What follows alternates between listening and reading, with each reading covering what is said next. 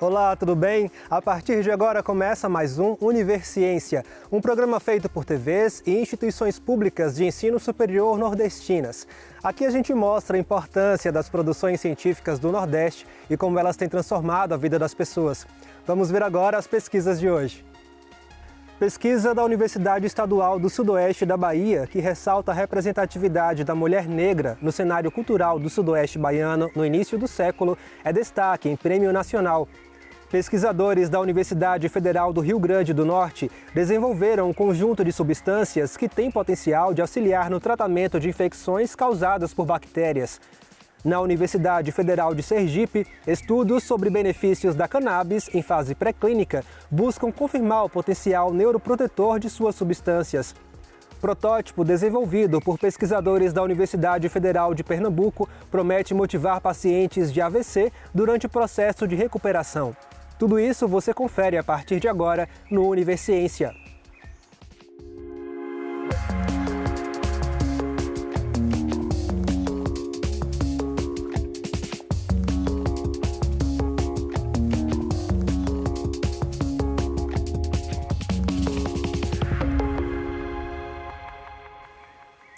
Uma dissertação de mestrado, produzida por uma estudante da Universidade Estadual do Sudoeste da Bahia, no campus de Vitória da Conquista, ganhou menção honrosa no Prêmio Nacional Prof. História. O trabalho relata a história de Maria Rogaciana, uma mulher descendente de escravizados que se tornou uma figura importante no cenário cultural de Vitória da Conquista no início do século passado.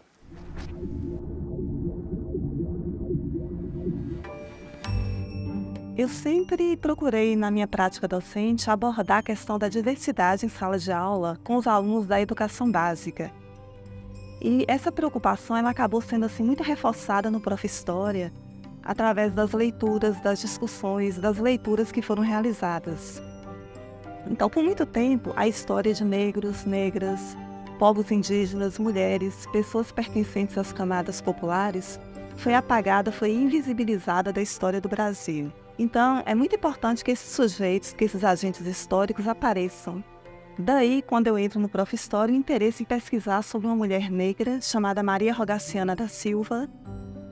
Maria Rogaciana, ela é descendente de escravizados, ela migrou para o Planalto da Conquista no século XIX e ela veio para cá exercer o ofício de trabalhadora doméstica. E passou a organizar aqui a festa em homenagem à abolição, a festa do 13 de maio. Então eu vi nessa temática a possibilidade de dar visibilidade à trajetória histórica de uma mulher negra que teve um papel muito importante na história da cidade e que pouca gente conhece. Tem alguns temas na história do Brasil que são considerados temas difíceis, temas traumáticos, temas sensíveis. E a questão da escravidão e das relações étnico-raciais, do racismo é um deles.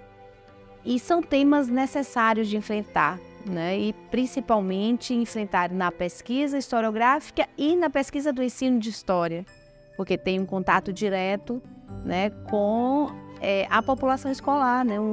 Como a história, né, desses temas, como o passado sobre esses temas são apropriados por uma população mais geral que está na escola.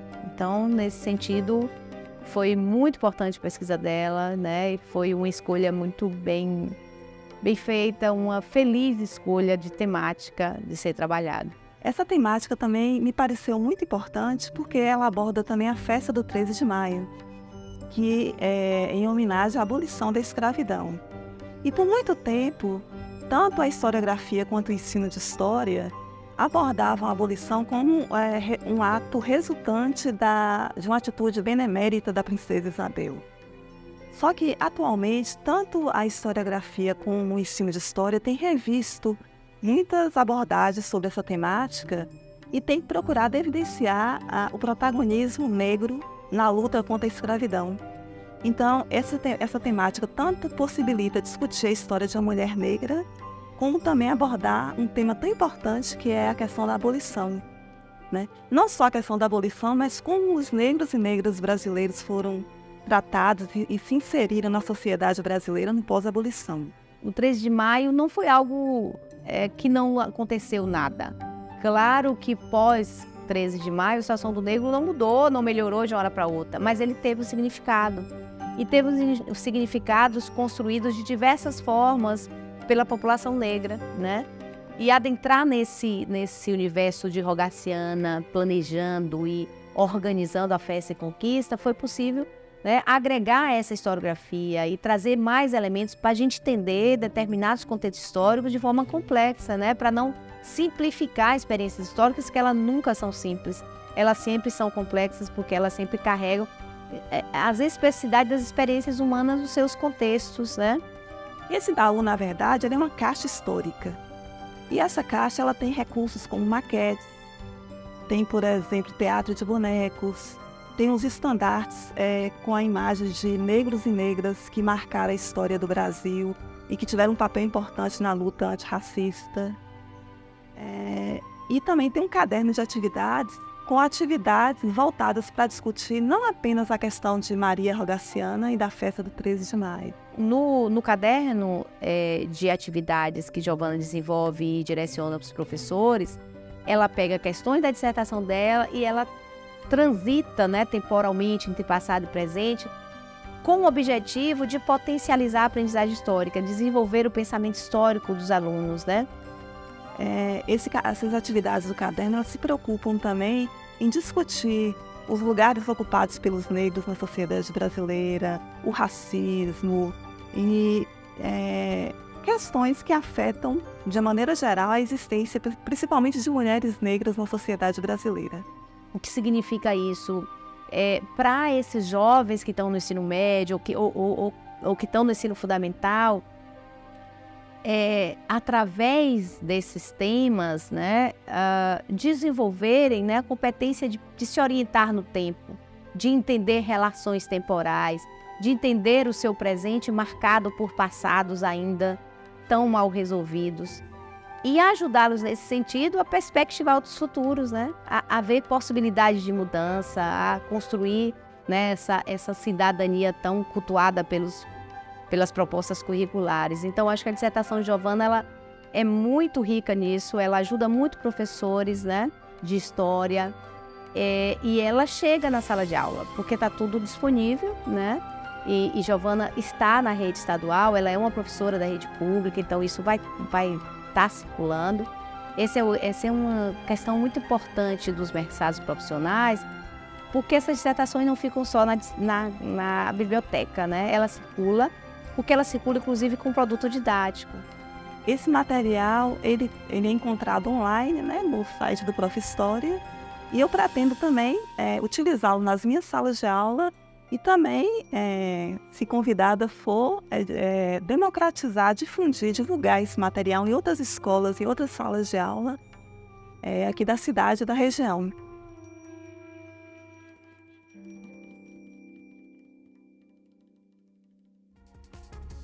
No próximo bloco, pesquisadores da Universidade Federal do Rio Grande do Norte desenvolveram um conjunto de substâncias que tem potencial de auxiliar no tratamento de infecções causadas por bactérias. A gente volta já já.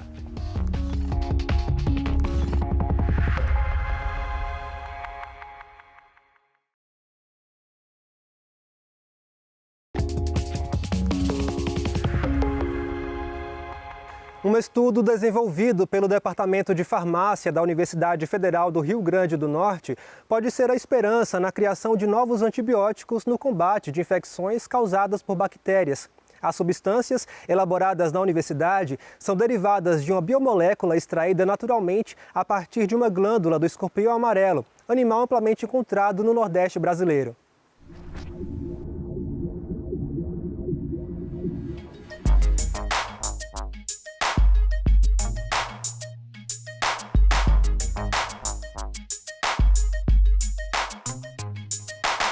As infecções bacterianas são a segunda principal causa de morte no mundo e mais de 50% dessas infecções que podem causar mortes estão se tornando resistentes a tratamentos, de acordo com a Organização Mundial da Saúde. Vem daí a necessidade do desenvolvimento de novos agentes antibióticos. Bactérias multiresistentes, elas não são sensíveis aos antibióticos que já existem no mercado, que a gente pode comprar na farmácia. Ela multiresistente é porque ela não é sensível, a gente não consegue tratar ela com diferentes antibióticos que existem na farmácia. Nessa problemática, estudos desenvolvidos por pesquisadores do Departamento de Farmácia da Universidade Federal do Rio Grande do Norte apontam que moléculas presentes no veneno do escorpião podem servir para a produção de novos medicamentos antibióticos. Tudo começou há 16 anos atrás com um estudo que a gente fez, que a gente chama de um estudo biotecnológico de transcriptoma, onde a gente fez um mapeamento de todas as moléculas que estão presentes nessa gotinha de veneno que a gente vê. Então, dentro dessa gota de veneno, existem dezenas ou centenas de moléculas. E essas moléculas, algumas, podem ser estudadas e serem aplicadas pelos cientistas, pelos pesquisadores, para tratamento de algumas doenças. Depois, no segundo momento, a gente trabalhou com essas moléculas, em particular, a gente caracterizou essas moléculas, testou a atividade e provou que essas moléculas são dotadas de uma atividade farmacológica importante, que é a antimicrobiana, é a atividade antibiótica. Então, essas moléculas passaram a ser o foco do nosso grupo, existindo, a partir delas, a possibilidade de serem usadas no futuro como antibióticos, como novos antibióticos, que há uma problemática na saúde mundial, pela questão da resistência aos antibióticos, aos antimicrobianos. A saúde humana clínica mundial necessita de novas moléculas devido a essa problemática da resistência. Então, são novas moléculas com mecanismos de ação diferentes e a gente passou a investir com mais ênfase nos testes pré-clínicos dessas moléculas. Na fase mais recente da pesquisa, o grupo realizou mutações através de ferramentas computacionais para obter novas substâncias a partir das que já existem naturalmente nos escorpiões. Essa pesquisa ela buscou o desenvolvimento de novos antimicrobianos, né, tendo em vista a alta demanda de patógenos multiresistentes no mundo, né, aos fármacos convencionais, que vem emergindo cada vez mais rapidamente. Então, a gente desenhou novas moléculas a partir de análise no computador, né, em sílico, computacional, e desenhou 31 novas moléculas, que elas têm atividades tanto em sílico, no computador, como in vitro, tem demonstrado atividade superior aos antimicrobianos convencionais sobre micro-organismos multiresistentes, por exemplo. A gente utilizou as moléculas naturais que existem no veneno para serem protótipos, para a gente desenhar novas moléculas com pequenas alterações na sua estrutura da molécula original, e a gente gerou 31 moléculas análogas, que a gente também pode considerar como mutantes.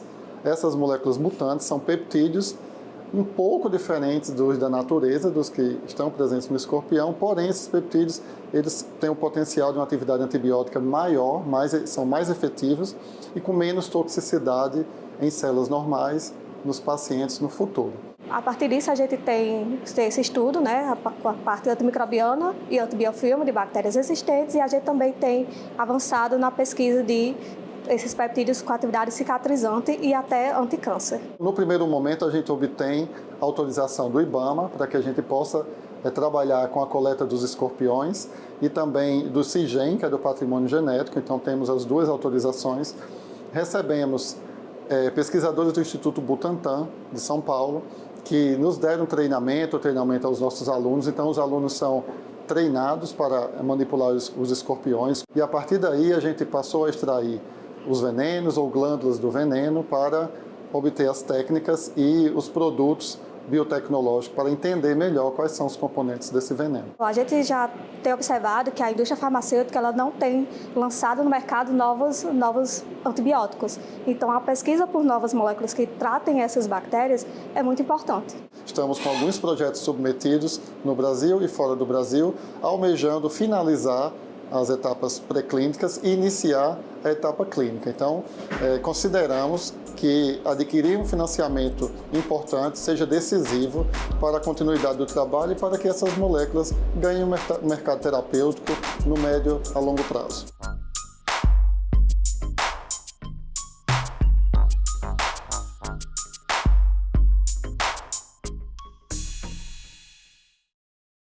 Na Universidade Federal de Sergipe, o Laboratório de Neurobiologia Comportamental e Evolutiva, instalado no campus Alberto Carvalho, em Itabaiana, desenvolve estudos sobre os benefícios da cannabis há quase uma década. Os ensaios, em fase pré-clínica, buscam confirmar o potencial neuroprotetor das substâncias. Quase 190 mil pacientes se beneficiam da planta popularmente conhecida como maconha para tratar problemas de saúde no Brasil. É o caso do aposentado Paulo Sérgio Reis. Eu comecei o uso da cannabis no ano de 2021 por conta de uma descoberta de um câncer de próstata e também por sofrer muitas dores na coluna por conta de artrose em 3 vértebras na lombar. Apesar do histórico de dificuldades nas leis para o uso medicinal da cannabis, o conhecimento sobre o tema tem avançado nos últimos anos. Neste laboratório da Universidade Federal de Sergipe, os estudos começaram há quase uma década. O Laboratório de Neurobiologia Comportamental e Evolutiva, ele tem sua origem em 2015 com o intuito de investigar alterações comportamentais, principalmente alterações relacionadas à memória, ansiedade, depressão, além de doenças neurodegenerativas. Uma outra coisa também que a gente faz aqui no nosso laboratório é investigar o efeito de novos compostos, de produtos naturais, sobre essas alterações, né? Essas alterações que eu tinha mencionado, alterações da memória, ansiedade e também drogas que tivessem efeito, né? Compostos que tenham efeito neuroprotetor. Uma das pesquisas em andamento busca novas respostas sobre os benefícios da planta no combate à doença de Parkinson. Já existem estudos na literatura mostrando o efeito neuroprotetor do canabidiol, mas pouco se sabe desse efeito em vivo, quais os mecanismos, de que modo ocorre esse efeito neuroprotetor do canabidiol, tanto em humanos quanto em modelos animais do parkinsonismo. Aqui no Laboratório de Neurobiologia da UFES são feitos experimentos com animais, onde eles recebem a aplicação do canabidiol. A intenção é verificar o efeito neuroprotetor da substância em ratos.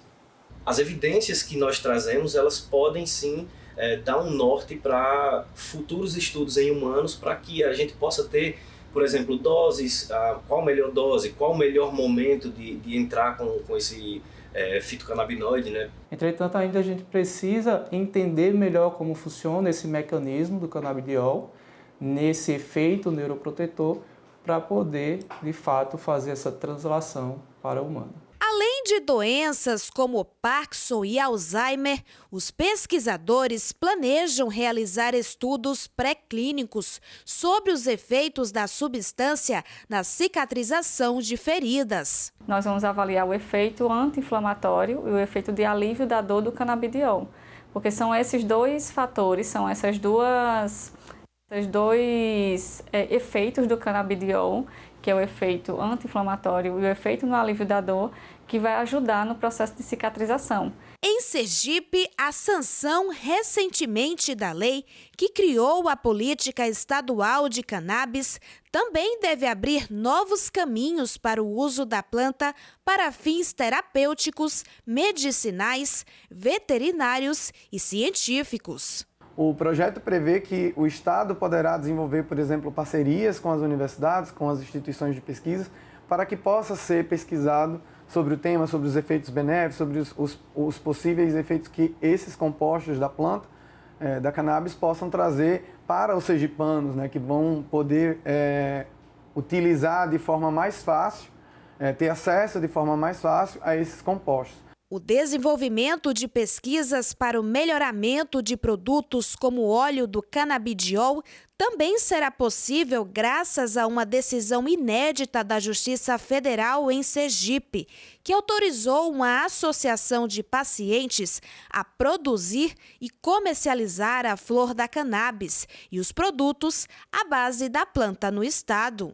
A perspectiva do convênio entre a Salvar e a Universidade Federal o objetivo dela, né, é uma constante padronização dos medicamentos a serem entregues aos nossos associados, é garantir a maior qualidade e eficácia do produto, ampliar essa linha de produção com todas as análises possíveis, desde o solo até o produto final, né, que é o medicamento. Também a importância, né, o acompanhamento das seleções genéticas e germinações de semente, tipos de extrações, os mais seguros e rígidos padrões de produção, e também bem como a produção de pesquisa científica e tecnológica também. O tratamento vem fazendo um grande efeito em mim. Antes eu ficava irritado à toa, com facilidade, passava agressividade, e também as dores da coluna resolveu 80%. Hoje eu já fico em pé e trabalho tranquilo, sem sentir dor na coluna. E quanto o problema de sono, resolveu 80%, porque antigamente eu não conseguia dormir a noite toda. No próximo bloco, o protótipo desenvolvido por pesquisadores da Universidade Federal de Pernambuco promete motivar pacientes de AVC durante o processo de recuperação. A gente volta já.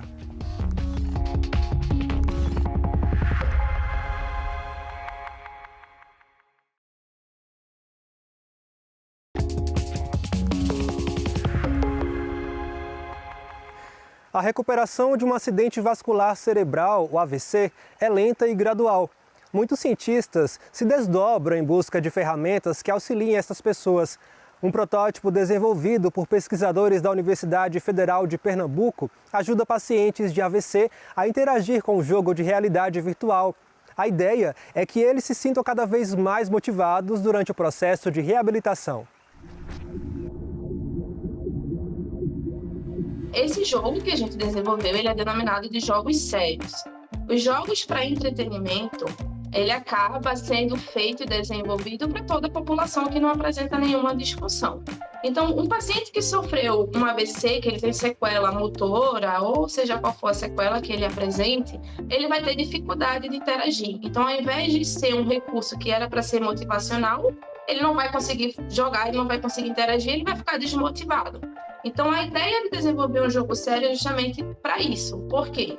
O jogo sério, ele vai conseguir, mesmo que o paciente ele não consiga mover aquele segmento ali que ele apresenta disfunção, a eletromiografia ela vai conseguir capturar a mínima atividade elétrica ali na musculatura. E aí ela vai ler aquela atividade elétrica e o paciente ele vai conseguir interagir, porque vai ser calibrado o jogo, o equipamento vai ser calibrado individualmente. Cada paciente vai ter sua calibração. Então, a mínima contração que ele apresentar ali, o jogo ele vai conseguir calibrar e ele vai conseguir interagir. Então, vai se tornar um aspecto lúdico para o paciente conseguir ficar motivado durante a terapia. Aqui é a parte do hardware, a parte física do protótipo. Aqui tem eletromiografia e é esse protótipo, é essa partezinha aqui que se comunica com o software do jogo de realidade virtual imersiva e que faz com que, a partir da contração do paciente, ele mova um membro, tanto superior quanto inferior, e o joguinho responde em tempo real. Aqui é a interface do jogo e aí quando existe a contração, o paciente tem um feedback auditivo, que diz que ele fez o gol, que ele acertou ou não, e ele tem também o feedback visual. A gente utiliza um VR, que é um óculos de realidade virtual. Esse aqui é um dos modelos, mas pode ser qualquer modelo que tenha uma parte de acoplar no óculos. E para pegar os sinais de EMG, a gente precisa de um eletrodo acoplado no músculo do paciente, no músculo que a gente quer pegar a contração muscular. Essa é Maria Clara, ela também é fisioterapeuta e ela faz parte do grupo de pesquisa do Laboratório de Interface Homem-Máquina. Nesse laboratório nós desenvolvemos projetos em parceria com várias áreas entre saúde e as engenharias. E agora a gente vai mostrar como que a gente faz, vai fazer um teste aqui do protótipo. Quando Maria Clara fizer a contração, eu vou pedir para ela levantar o braço, o avatar vai se mover no jogo. Faz, Maria Clara, contrai. E aí ela tá vendo o bonequinho se movimentar e realizar o gol. Lembrando que esse equipamento ele vai captar todas as contrações do paciente, mesmo que o paciente tiver uma contração que visível a olho nu a gente não consiga perceber, mas a sensibilidade do equipamento capta essa contração e vai mandar a informação para o software e vai detectar e vai ter o gol. O paciente vai verificar que ele está tendo contração sim, mesmo que não seja perceptível a olho nu. Então, o objetivo principal da pesquisa era justamente desenvolver esse protótipo para identificar se ele tinha uma usabilidade positiva, tanto para o paciente, o paciente ele iria conseguir utilizar de forma positiva, de forma mais simplificada, quanto para o terapeuta poder aplicar. E os nossos planos futuros é justamente trazer esse protótipo, esse equipamento a nível de tratamento, a nível de reabilitação. O Univerciência de hoje fica por aqui. No próximo programa, traremos mais pesquisas inovadoras para que você possa conhecer o que tem sido produzido nas instituições públicas de ensino superior nordestinas. Caso tenha alguma dúvida, envie um e-mail para universiencia@uesb.edu.br que a gente te responde em um próximo programa. Muito obrigado pela sua companhia e até mais.